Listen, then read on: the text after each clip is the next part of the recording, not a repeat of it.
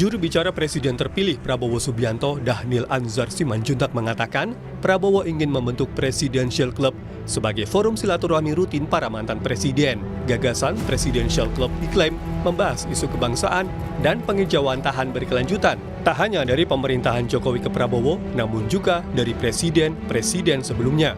Dhanil menepis anggapan wacana Presidential Club digulirkan untuk menarik masuk PDI Perjuangan yang kemungkinan akan menjadi oposisi.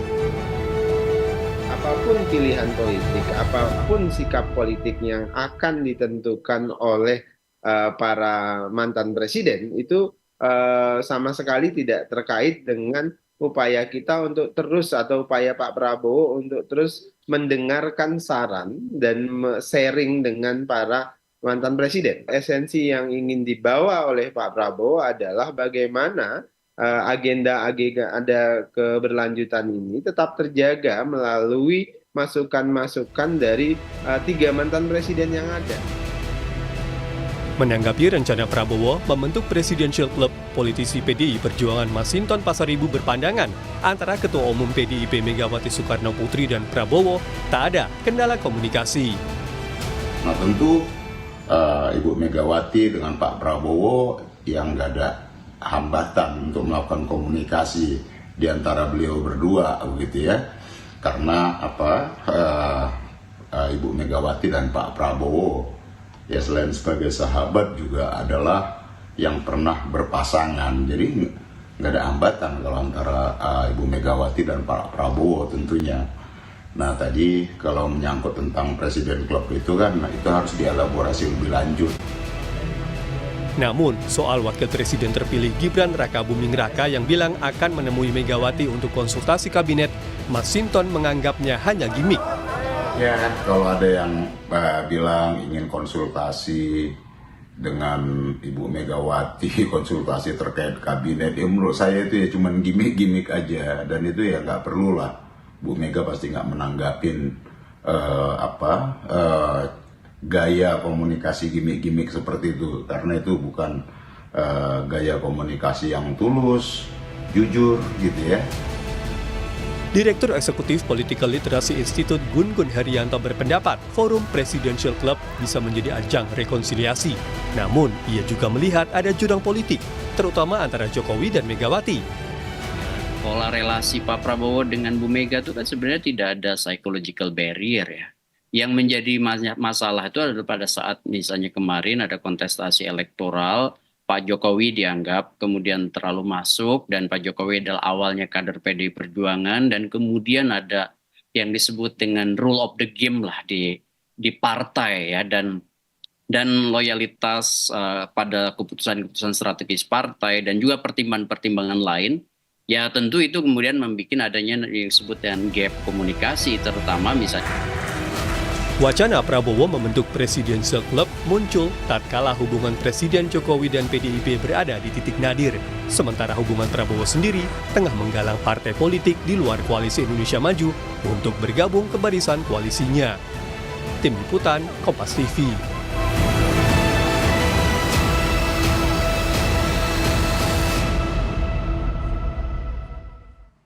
Wacana pembentukan forum silaturahmi Presidential Club oleh Presiden terpilih Prabowo Subianto muncul saat Presiden Jokowi dan PDI Perjuangan berada di puncak kerenggangan. Sementara Prabowo dan Megawati sendiri hingga hari ini, saudara, belum bertemu sejak Pilpres lalu. Apa tujuan Prabowo menggagas Presidential Club ini? Apakah ini ajang merekonsiliasikan Jokowi dan Megawati, sekaligus cara Prabowo mungkin untuk menarik gerbong PDIP agar tidak beroposisi? Kita akan perbincangkan hal ini. Sudah ada juru bicara TKN Prabowo Gibran Habibur Rahman, kemudian juga ada politisi PDIP Masinton Pasaribu dan juga pengamat politik dari ICIAS Made Supriyatma. Selamat sore Bapak-bapak, sehat selalu. Selamat sore Pak Masinton, Pak Made. Oke, saya ingin ke Bung Habibur Rahman dulu ini.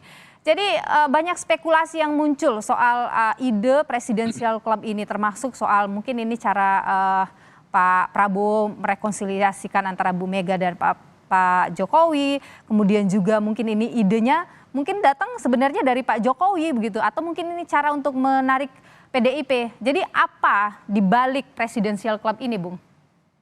Ya, saya perlu tegaskan bahwa ide ini sebenarnya sudah jauh-jauh hari Saya bahkan mendengarnya itu sejak mungkin menjelang pemilu 2014. Saya banyak berdiskusi dengan Pak Prabowo ya. Menjadi topik kami adalah bahwa ketika terjadi pergantian pemerintahan, kadang-kadang terjadi perubahan yang ekstrim to ekstrim, ya. Sehingga capaian dari pemerintahan sebelumnya tidak bisa berlanjut. Nah, itu yang menjadi topik diskusi. Sehingga waktu itu saya dengar sendiri Pak Prabowo sejak saat itu sering menyampaikan ide soal presidential club, ya, yang baru kemarin juga disampaikan oleh Pak Prabowo dan Pak Dhanil. Dan ini juga bukan praktek yang langka ya. Di Amerika Serikat juga ada, walaupun pemerintahannya apa namanya antara kubu Demokrat dengan Republik itu kan ekstrim to ekstrim sebetulnya, tetapi tetap saja mengakomodir mantan-mantan presiden yang berbeda latar belakang politik untuk bisa secara luas memberikan saran-saran yang diperlukan oleh pemerintah yang sedang menjalankan pemerintahan saat ini. Dan saya pikir sekarang baik sekali ya, terlepas ini sudah ide yang lama sekali disampaikan Pak Prabowo, tapi semakin kontekstual, semakin relevan dengan isu-isu saat ini, di mana kita baru saja melewati kontestasi yang cukup dinamis, ya. Nah, kita perlu satu langkah khusus ya seperti ini supaya bisa kembali merekatkan tali silaturahim antar para pemimpin bangsa. Oke, baik. Saya ingin ke Bung Masinton dulu. Bung Masinton, kira-kira PDIP bagaimana melihat ini? Bu Mega setuju nggak kira-kira? Ya, tentu kami menghormati dan menghargai idenya ya. Namun kan ini perlu dielaborasi lebih jauh, apa sih yang dimaksud dengan Presiden Club tadi itu, atau seperti di Amerika The President's Club itu. Nah, apakah ini cuman ajang kumpul-kumpul, omon-omon, sebagai forum silaturahmi apa segala macam ya? Kalau untuk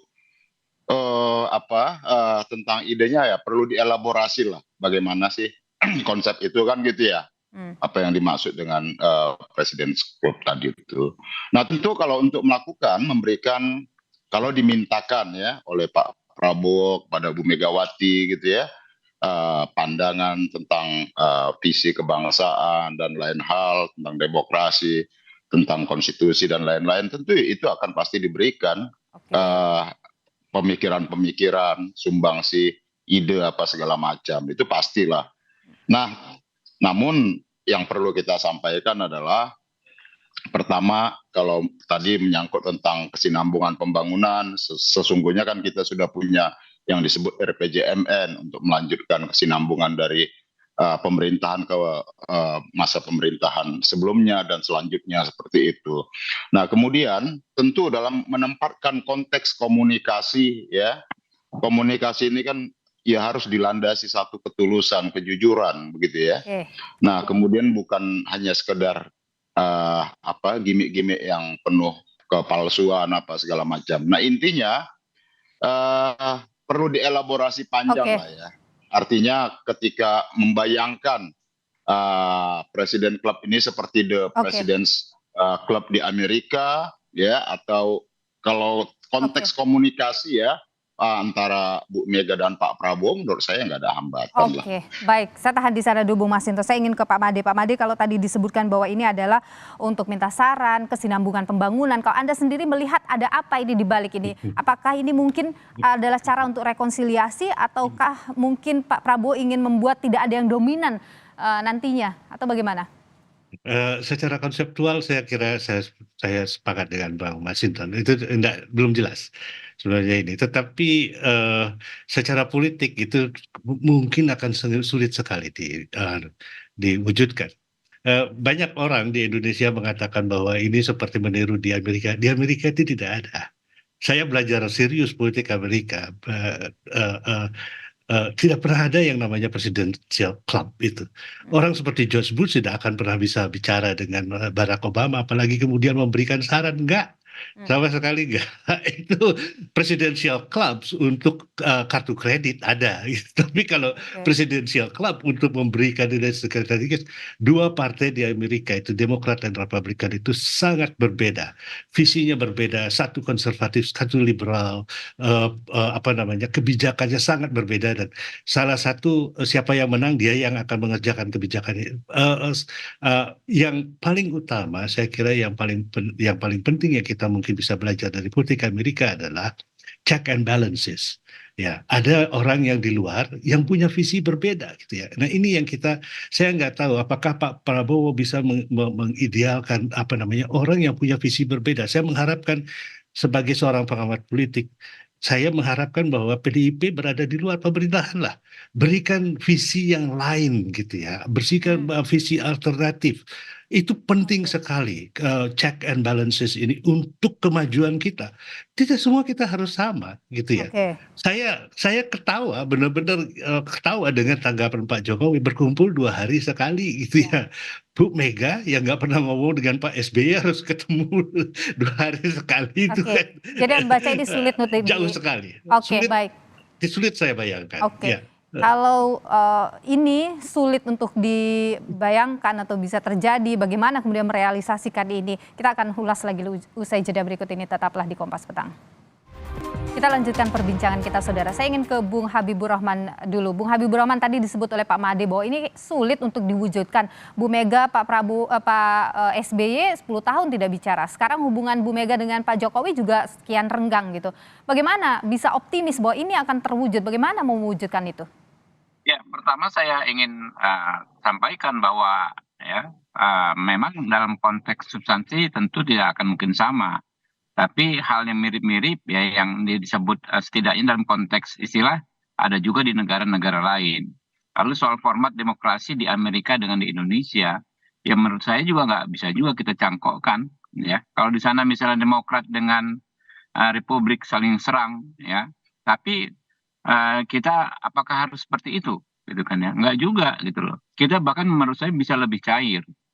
Ya dengan kultur kita bisa lebih cair. Termasuk dalam konteks tadi kan.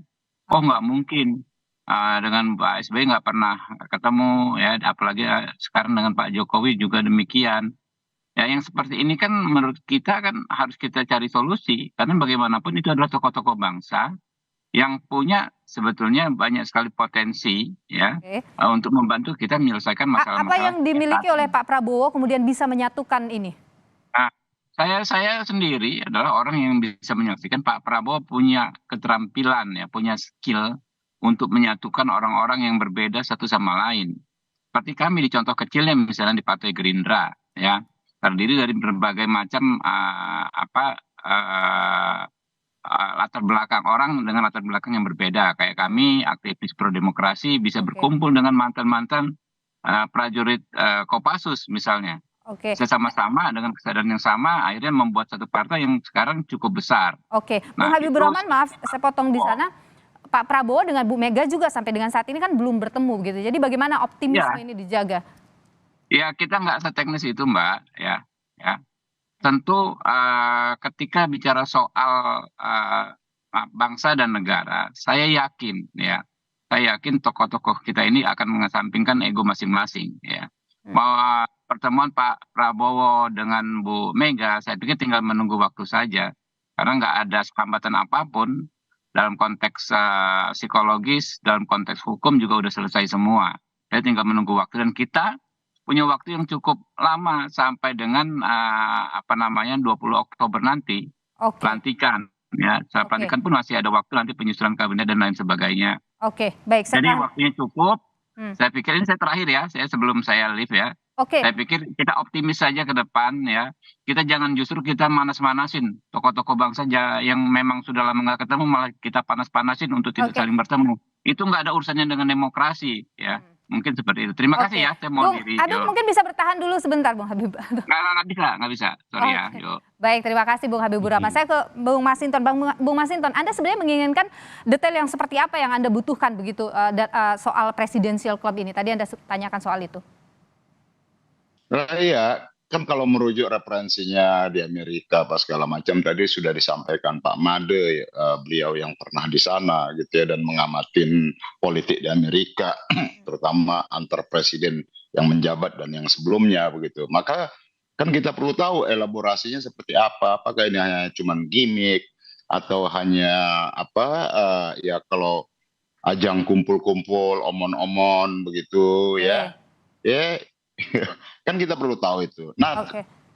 yang utamanya adalah ya kalau umpama Pak Prabowo umpama begitu ya setelah sebagai presiden nantinya secara definitif beliau umpama pengen minta saran atau meminta pendapat atau ingin berdiskusi dengan Bu Mega secara personal begitu ya pastilah diberikan sumbang saran apa segala macam. Tapi kalau kemudian harus ketemu duduk bersama-sama ini kan selalu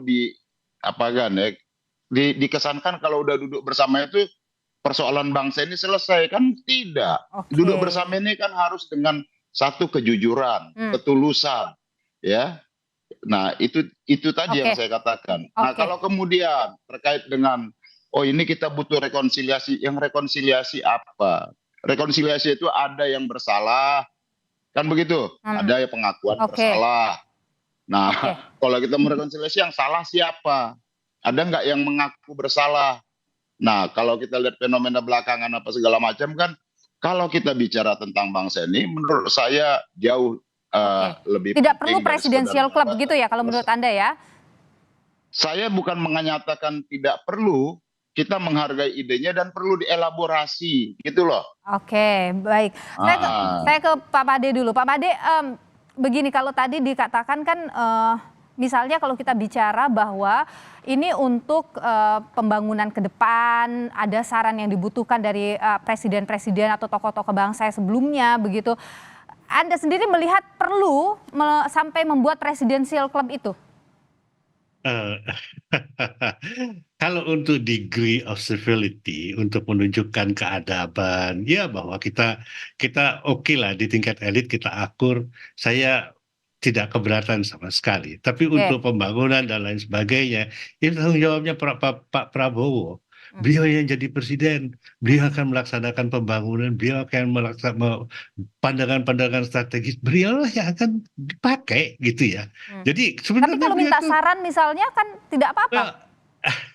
Minta saran kan orang yang berasal dari latar belakang berbeda, kepentingan politik berbeda, apakah dilakukan? Itu kan sebenarnya kita real aja lah, kita berhadapan dengan politik di sini dan Pak Prabowo yang akan menjadi presiden, Pak Prabowo yang akan diminta akuntabilitasnya sebagai show of civility bolehlah. Tapi isinya mungkin tidak ada apa-apa. Atau mungkin Anda membacakah ini mungkin bentuk Prabowo ingin membuat tidak ada tokoh politik yang dominan begitu. Kemudian juga kalau tadi disebut Habibur Rahman bahwa untuk merekatkan kembali tokoh-tokoh bangsa, mantan-mantan presiden sebelumnya, bagaimana Anda lihat? Yang merekatkan politik itu kepentingan, Mbak. Jadi ya kalau menurut saya yang dominan sekarang kan yang menang, itu jelas ya, itu sudah jelas, itu nggak perlu lagi disangkal gitu ya, kan jadi kita tidak perlu semua sama, gitu ya. Kan kita mengakui perbedaan itu juga penting. Anda membaca ini trik Prabowo untuk rekonsiliasi atau bagaimana? Ini cuman kalau menurut saya ini trik, bukan trik ya, tetapi mungkin kehendak Pak Prabowo untuk menunjukkan kepada rakyat bahwa kita oke-oke aja. Tapi kan sebenarnya kita juga oke-oke aja. Pemilu ini pemilu yang paling kalem kok, bandingkan 2019. Ya, kalem sekali. Bahkan ada peneliti dari Australia yang mengatakan yang mengemuka dalam pemilu kali ini itu adalah toxic positivity. Ya, bahasa-bahasanya anak Gen Z gitu ya. Ya, kelihatan positif, tapi sebenarnya toksik banget gitu ya. Itulah, kalau kita mau jujur ya itu yang terjadi. Apakah itu dalam kerangka ini ya kita juga tidak tahu. Dan saya juga sebagai pengamat politik saya melihat bahwa sesuatu yang tidak real sama sekali, tapi terus kemudian dijadikan pembicaraan yang Nah, yang oke. hebat.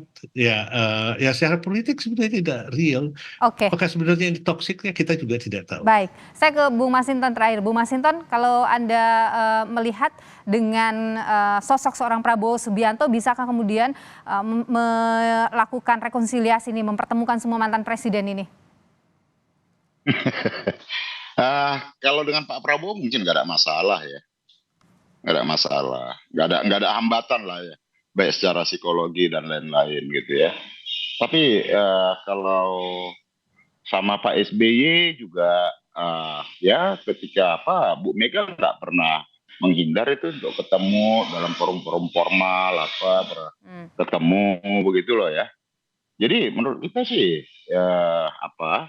kepiawaian dan kemampuan Pak Prabowo dengan niatannya untuk berkumpul itu ya kita hormati. Tapi apakah itu mudah untuk mempersatukan dalam bentuk yang intensif bisa ketemu antar presiden-presiden yang menjabat dan yang sebelumnya, saya rasa masing-masing juga akan punya kesibukan dan lain-lain. Tapi intinya adalah bahwa kalau Pak Prabowo ingin meminta pandangan, diskusi sama Bu Mega, ya pasti dalam perspektif kebangsaan, kenegaraan pasti Bu Mega selalu berkontribusi dalam kebaikan dan kemajuan bangsa kita. Baik, terima kasih Bung Masinton Pasaribu, politisi PDIP, dan juga terima kasih Pak Made Supriyatna, pengamat politik. Sebelumnya juga tadi Bung Habibur Rahman, juru bicara dari TKN Prabowo Gibran. Terima kasih sudah bergabung atau berbagi pandangan di Kompas Petang.